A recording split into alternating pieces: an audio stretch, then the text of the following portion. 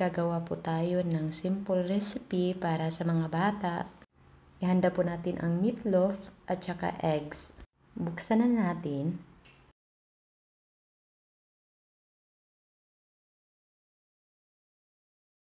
Pagkatapos nating buksan, kukuha po tayo ng tinidor para makuha natin ang laman ng meatloaf. Ayan. Ilagay na natin sa mangkok.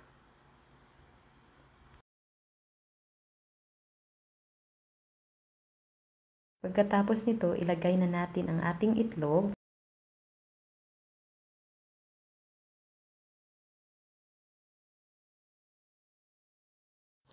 Haluin ito ng mabuti hanggang pwede na itong lutuin.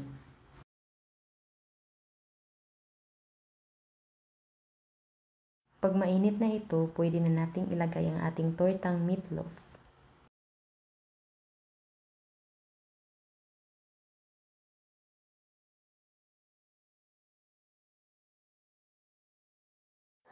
At ready na ang ating agahan. Good morning po sa inyo.